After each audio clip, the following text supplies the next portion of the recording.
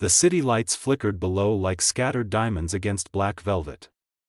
Inside the 40th floor penthouse, James Hartwell stood at his desk, frustration etched deep into his features. It was 3 in the morning, and sleep felt like a distant memory. His company, Hartwell Technologies, was on the verge of losing everything. A $200 million contract hung by a thread, all because of a system error nobody could solve. For 6 weeks, his best engineers had torn through thousands of lines of code. They had brought in consultants from Silicon Valley, specialists from overseas, even a team that had worked on government defense systems. Nothing worked. The launch deadline was 5 days away, and every passing hour cost his company another $50,000 in penalties and lost investor confidence. James ran his fingers through his dark hair and loosened his tie. The coffee had gone cold hours ago, but he drank it anyway, barely tasting the bitterness. His phone buzzed with another urgent message from his operations director. He ignored it. What could he possibly say that he had not already said 100 times? The sound of footsteps in the hallway made him look up. It was too late for anyone to be here. His assistant had left at midnight, and security was downstairs. He walked toward the door of his home office, curiosity overcoming exhaustion. There, in the soft glow of his computer screen, sat a young woman with copper hair tied back in a simple braid. She wore the standard uniform of the cleaning service, navy blue and plain, designed to make workers invisible. But right now, she was anything but invisible. Her fingers moved rapidly across his keyboard, her eyes scanning lines of code with intense focus. James felt his jaw tighten. This was his private system, protected by passwords, containing proprietary information worth millions. And here was a cleaning worker, casually typing away as if she owned the place. "What exactly do you think you are doing?" His voice came out harder than he intended, echoing in the quiet room. The woman jumped, her hands flying away from the keyboard. She turned to face him, and James saw genuine fear flash across her face. Her eyes were an unusual shade of green, bright even in the dim light, and right now they were wide with panic. "I am so sorry," she said quickly, standing up and backing away from the desk. "I should not have touched anything. I just saw something on the screen while I was dusting, and I thought maybe I could help." "Help?" James moved closer, his voice still sharp. "You thought you could help with advanced software engineering? Do you have any idea what you were looking at?" The woman, whose name tag read Nina, looked down at her hands. "Actually, yes. I studied computer science. I recognized the error pattern. Your validation sequence has a recursive loop that is creating memory leaks. That is why your system crashes every 14 hours. James stopped walking. He stared at her, really looked at her for the first time. She could not be more than 25, with a sprinkling of freckles across her nose and an earnest expression that seemed completely out of place for someone who had just been caught where she should not be. "Where did you study?" he asked, his tone shifting slightly. "Stanford." Nina met his eyes now, her chin lifting just a fraction. "I was in the engineering program for 3 years. I did not finish." "Why not?" "Life happened." Her voice was quiet but steady. "My father died suddenly. Medical bills, funeral costs, my younger brother still in high school. Someone had to work. So I left school and took whatever jobs I could find."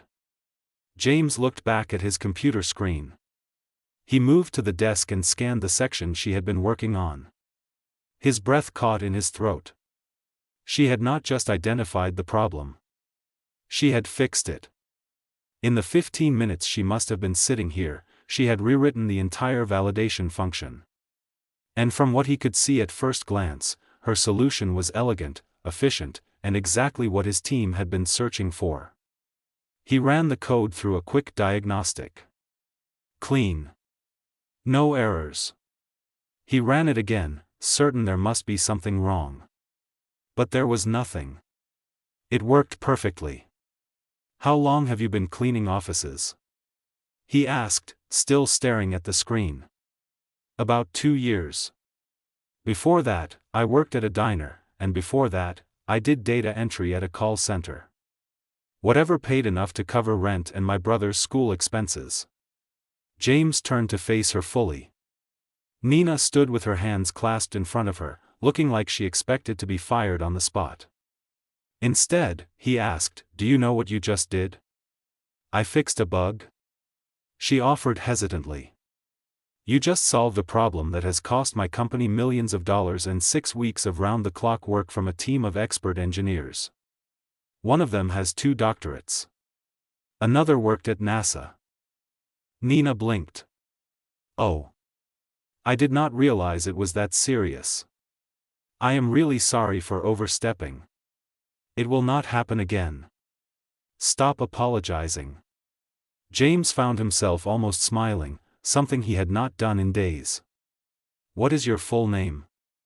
"Nina Sterling." "Nina Sterling." He repeated it slowly, as if testing how it sounded.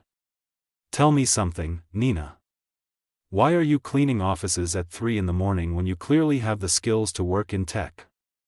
"Because nobody hires dropouts with no degree and a 2-year gap in their resume. I applied to over 100 companies. Most never responded. The ones that did said I was underqualified or overqualified or just not the right fit. So I clean because it pays the bills and lets me send money home to my brother." There was no self-pity in her voice, just acceptance of reality. James found that more striking than anything else. She had not given up or become bitter. She had simply adapted. He made a decision in that moment, one that felt both completely logical and utterly insane. "What are you doing tomorrow?" "Working, I assume. If I still have this job." "You do not." James saw her face fall and quickly continued. "Because you are starting a different one. Be here at 9 in the morning. Not in that uniform. Business casual. And bring any documentation you have from Stanford." Nina stared at him. "What?" "I need someone who can actually solve problems instead of just talking about them. My team is brilliant, but they have been so deep in the code for so long that they cannot see the obvious anymore. You saw it in minutes. So either you are incredibly lucky, or you are exactly what I need. I do not understand. You want to hire me? To do what? To be an engineer. What else would I hire you for? But I do not have a degree." Nina's voice was barely a whisper now. "I do not care about the piece of paper. I care about results. And you just delivered the biggest result my company has seen in months. So what do you say?"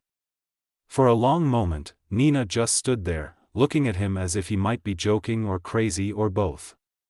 Then, slowly, something changed in her expression. The fear faded, replaced by something that looked like hope, fragile and uncertain but undeniably there. "Okay," she said softly. "I will be here at 9. Good. Now go home and get some sleep. You have a big day tomorrow." Nina nodded and turned to leave, then paused at the door.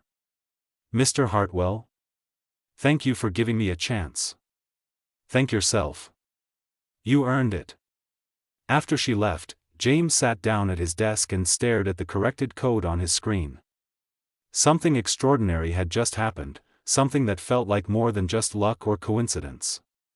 He had found a solution to his problem, yes. But somehow, he suspected he had found something more valuable than that. He just did not know it yet. The morning sun streamed through the glass walls of Hartwell Technologies, casting long shadows across the sleek marble floors. Nina Sterling stood in the lobby, her heart hammering against her ribs. She wore a simple black blazer over a white blouse, the nicest outfit she owned, purchased years ago for college interviews. Her hands clutched a worn folder containing her transcripts and a few coding samples she had saved on an old flash drive. She had barely slept. Part of her kept expecting a phone call saying it had all been a mistake, that the CEO had come to his senses, that someone like her did not belong in a place like this. But the call never came. And now she was here, standing in a building that looked more like a palace than an office. James Hartwell appeared from the elevator bay, looking remarkably refreshed for someone who had been awake at 3 in the morning. He wore a charcoal suit that probably cost more than 3 months of her rent, and his dark eyes held a sharpness that made her think he never missed anything. "Nina. Right on time. Good. Follow me." He led her through a maze of corridors, past conference rooms where people in expensive clothes discuss strategies and projections. Everyone seemed to move with purpose, their voices confident, their postures assured. Nina felt like an imposter walking among royalty. They entered a large office with floor-to-ceiling windows overlooking the city. James gestured to a chair across from his desk. "Sit. We need to talk before I introduce you to the team." Nina sat, her back straight, hands folded in her lap. She had practiced what she might say, how she might prove herself worthy of this opportunity. But James spoke first. "I am going to be honest with you. What happened last night was extraordinary, but extraordinary is not enough in this company. I need consistency, dedication, and the ability to work under intense pressure. My team has been together for years. They trust each other. You are an unknown variable, and some of them will not like that." "I understand," Nina said quietly. "I am ready to prove myself." James leaned back in his chair, studying her. "The system you fixed last night was critical, but it was only one piece of a much larger puzzle. We have 5 days until launch. 5 days to make sure everything works flawlessly. If we fail, we lose the contract, we lose investor confidence, and we potentially lose the company. Can you handle that kind of pressure?" "Yes." The word came out stronger than she felt, but she meant it. "I have worked 3 jobs at once to keep my family afloat. I have studied textbooks at bus stops and written code on napkins during break shifts. Pressure is not new to me." Something flickered in James's expression, something that looked almost like respect. "Good. Because starting today, you are part of the core engineering team. Your official title is Systems Integration Specialist. Your salary is $120,000 per year with full benefits. You report directly to me." Nina's breath caught. That was more money than she had made in the last 3 years combined. "Are you serious?" "Completely. But understand this, Nina. I am giving you this chance because I believe in your abilities. Do not make me regret it." "I will not. I promise." "Then let me introduce you to the people you will be working with." The engineering floor was a vast open space filled with workstations, monitors, and the low hum of computers running complex simulations. About 20 people worked in focused silence, their eyes glued to screens. James led Nina to a conference room where 5 people sat around a table covered in laptops and coffee cups. "Everyone, this is Nina Sterling. She is joining us as our new systems integration specialist. Nina, meet the core team." A tall man with silver-streaked hair looked up, his expression skeptical. "Thomas Brennan, lead engineer." He did not offer his hand. "I was not aware we were hiring." "The situation required immediate action," James said smoothly. "Nina has already demonstrated exceptional problem-solving abilities. She will be working directly on the validation protocols." A younger woman with sharp features and designer glasses spoke up. "Catherine Wu, senior developer." "What are your credentials, Nina? Where did you complete your degree?" Nina felt heat rise to her cheeks. "I attended Stanford for 3 years, but I did not complete my degree due to family circumstances." The room went silent. Catherine exchanged glances with Thomas. "So you are saying you have no formal qualification, no industry experience, and you are being placed on the most critical project this company has ever undertaken?" "She solved the recursive loop problem that has been plaguing us for 6 weeks," James said, his voice carrying an edge of warning. In 15 minutes. While the rest of us were spinning our wheels, she identified and corrected an error that none of you caught. Thomas leaned back, his arms crossed. With all due respect, James, one lucky catch does not make someone qualified for this level of work. We have protocols, standards, years of experience. You cannot just bring in someone off the street and expect the team to accept it. I expect the team to focus on results, not credentials. James's tone left no room for argument. Nina starts today.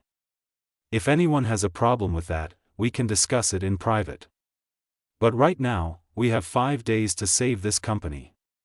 So I suggest we get to work. The meeting ended in tense silence. As the team filed out, Nina caught the looks they gave her. Suspicion, resentment, doubt. Only one person, a quiet man named David Park, offered her a small nod that might have been encouragement. The first 3 days were brutal. Nina worked 18-hour shifts, barely stopping to eat. The team gave her the most tedious tasks, testing code modules that had already been tested, running diagnostics that seemed pointless. She knew what they were doing. They were waiting for her to fail, to prove that James had made a mistake. But Nina did not fail. Every task they gave her, she completed flawlessly. Every test she ran revealed small inefficiencies that she quietly corrected. And slowly, almost imperceptibly, the attitude began to shift. On the third night, while most of the team had gone home, Nina was still at her desk, working through a particularly complex integration issue. The system kept crashing during stress tests, and nobody could figure out why. She had been staring at the same section of code for 2 hours when she finally saw it. A timing conflict in the data synchronization. It was subtle, almost invisible, but it was there. She fixed it quickly and ran the test again. This time, the system held steady. No crashes. No errors. Perfect stability. That is impressive.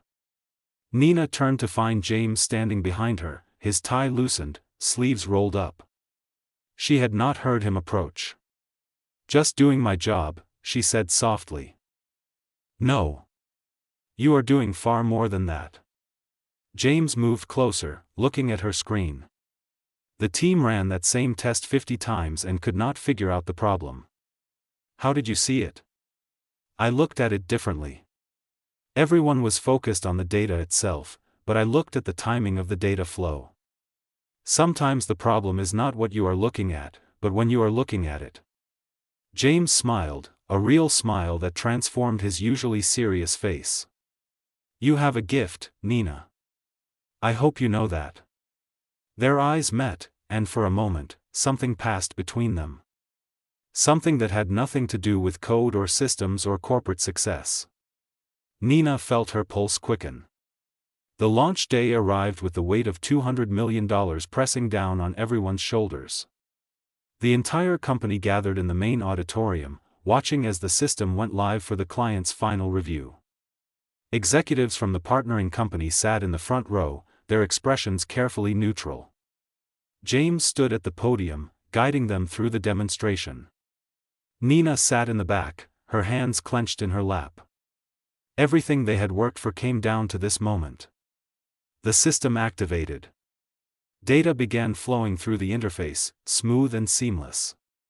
The stress test that had failed so many times before ran without a single error. The executives leaned forward, impressed. James walked them through feature after feature, each one performing exactly as promised. And then, at the critical moment, the main validation sequence activated. The one Nina had fixed that first night. The one that had nearly destroyed everything. It ran perfectly. The room erupted in applause. The client executive stood, shaking James's hand, signing contracts, smiling broadly. The deal was saved. The company was saved. James caught Nina's eye across the room. He mouthed 2 words. "Thank you." That evening, as the company celebrated with champagne and congratulations, James found Nina on the rooftop terrace, looking out at the city lights. "Not a fan of parties?" he asked, coming to stand beside her. "I am not used to being celebrated. It feels strange." "You should get used to it. What you did changed everything, Nina. For the company, yes. But also for me." She turned to look at him. "What do you mean?" "I spent years surrounding myself with people who looked perfect on paper. Degrees, experience, connections. But none of them saw what you saw. You reminded me that real talent is not about credentials. It is about how you think, how you solve problems, how you refuse to give up even when the world tells you you are not good enough." "I almost gave up," Nina admitted. "So many times. Every rejection letter, every door closed in my face. I started believing maybe they were right. Maybe I was not good enough." James turned to face her fully, his expression serious. "You are more than good enough. You are exceptional. And I want you to know that your position here is permanent. Not because of what you did last night or yesterday, but because of who you are." Nina felt tears prick her eyes. "Nobody has ever said anything like that to me before." Then people have not been paying attention. They stood there in the cool evening air, the city alive below them, and Nina realized something profound. She had walked into that penthouse expecting to clean floors and empty trash bins. Instead, she had found something she never knew she was looking for. A place where she belonged. Work that mattered. And maybe, just maybe, someone who saw her for who she truly was. "James," she said softly. "Thank you for taking a chance on me." He smiled. "Thank you for proving me right." And in that moment, under the stars and city lights, something shifted between them. Something that felt like the beginning of a story neither of them had planned but both of them wanted to read. 6 months had passed since that midnight discovery, and Nina Sterling's life had transformed in ways she never imagined possible. She now led her own team, developing cutting-edge security protocols that had attracted attention from companies worldwide. Her younger brother, Daniel, was back in school, his tuition fully covered.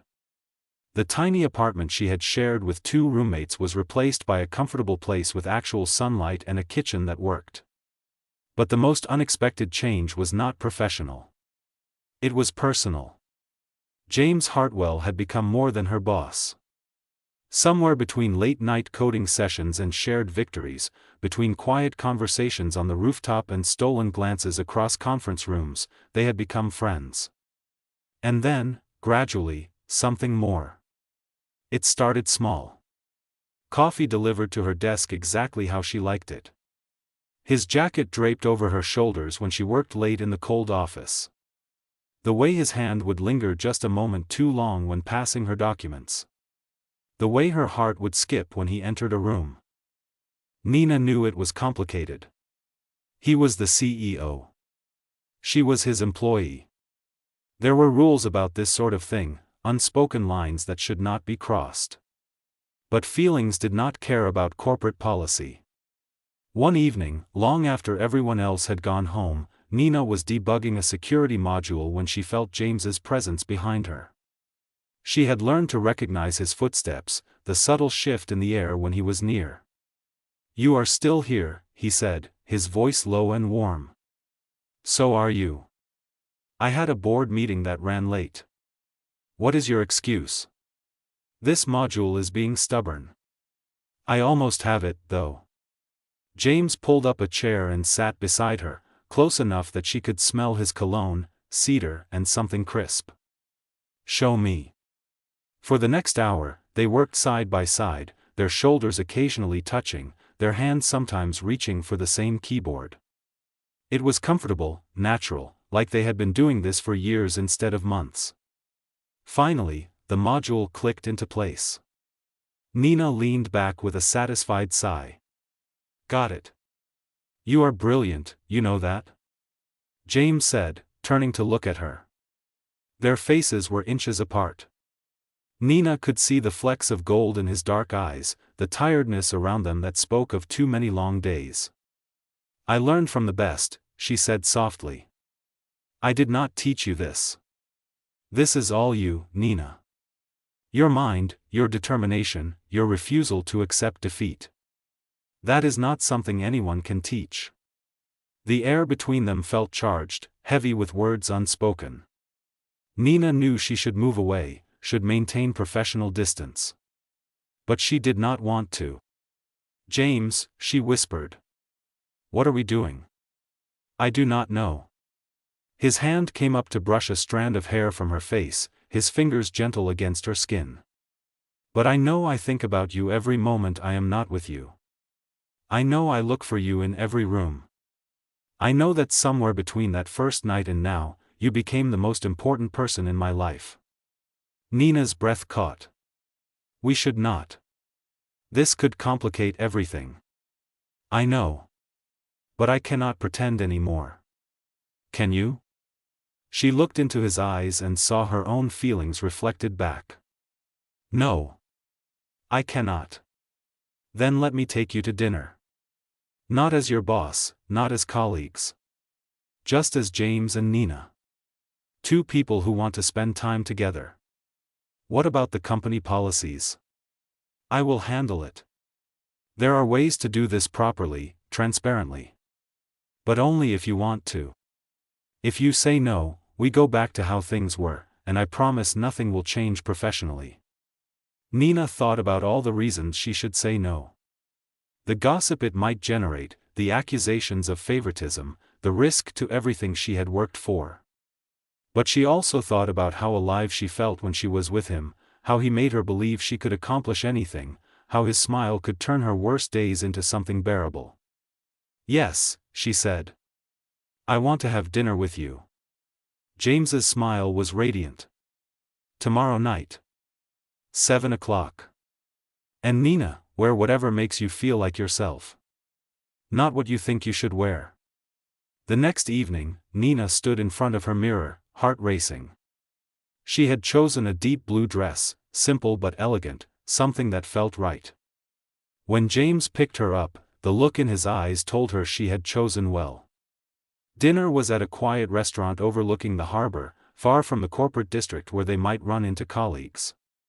They talked for hours, not about work but about life. James told her about growing up with parents who valued success over happiness, about building his company to prove something to a father who never lived to see it. Nina shared stories about her childhood, about dreams deferred but not forgotten, about the guilt she sometimes felt for thriving while others struggled. You send money home every month, do you not? James asked. How did you know? I pay attention. You are allowed to succeed without feeling guilty, Nina. You have earned everything you have. My mom still thinks I clean offices. I have not told her about the job change. Why not? Because part of me still cannot believe it is real. Like if I say it out loud, it will disappear. James reached across the table and took her hand. It is real. You are real. This is real. When he kissed her that night, standing outside her apartment building under the soft glow of street lamps, Nina felt something click into place. Like a puzzle piece she had not known was missing suddenly completing the picture. Their relationship developed slowly, carefully. James made sure everything was handled properly with the company's human resources department. Nina transferred to a different reporting structure to avoid conflicts of interest. There was gossip, of course. Whispers in hallways, speculation at water coolers. But Nina had learned to let her work speak louder than rumors. Thomas Brennan, who had been so skeptical at first, became one of her strongest advocates. I was wrong about you, he told her one day. You have not just earned your place here. You have raised the bar for all of us. Catherine Wu invited her to lunch, offering mentorship and friendship. I judged you too quickly, she admitted. I let my own insecurities make me see you as a threat instead of an asset. I am sorry for that. Nina accepted their apologies with grace. she understood their initial reactions. She would have been skeptical too. As months turned into a year, Nina and James built something rare. A partnership that worked in both boardrooms and bedrooms, a love that respected professional boundaries while nurturing personal connection. They challenged each other, supported each other, celebrated victories and weathered setbacks together. One evening, James took Nina back to the penthouse where they had first met. He had recreated that night, with one difference. This time, instead of finding her fixing his code, he was fixing something of his own. "Nina Sterling," he said, kneeling beside the desk where she had once sat unauthorized and afraid. "You walked into my life when I needed you most. You fixed more than just code. You fixed me. You reminded me what matters, what is real, what is worth fighting for." He pulled out a small box, opening it to reveal a ring that caught the light like captured starfire. "I do not want to be your boss or your colleague or your friend. I want to be your partner in every sense of the word. Will you marry me?" Nina looked at him, this man who had seen past her uniform to the person beneath, who had given her a chance when everyone else saw only obstacles. "Yes," she whispered, tears streaming down her face. "Yes, 1,000 times yes." As he slipped the ring onto her finger, Nina thought about that desperate night a year ago when she had been cleaning his office, trying to make ends meet, believing her dreams were dead. She thought about the courage it had taken to touch that keyboard, to offer help when she had no right to be there. Sometimes, she realized, the biggest risks lead to the greatest rewards. Sometimes, being seen for who you truly are is worth every moment of fear.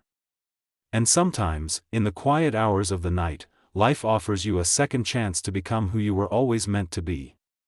James pulled her close, and Nina knew that this was just the beginning. They had built careers, solved impossible problems, and overcome countless obstacles. But the greatest adventure, the one they would face together, was just starting. Outside, the city glittered with endless possibilities. Inside, two people who had found each other against all odds held tight to something precious.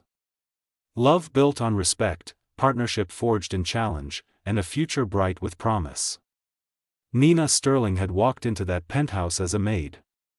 She was leaving it as an engineer, a leader, a partner, and soon, a wife. But most importantly, she was leaving as herself. Fully seen, completely valued, entirely whole. And that, she thought as James kissed her beneath the same lights that had witnessed their beginning, was worth more than any amount of money or success. It was worth everything.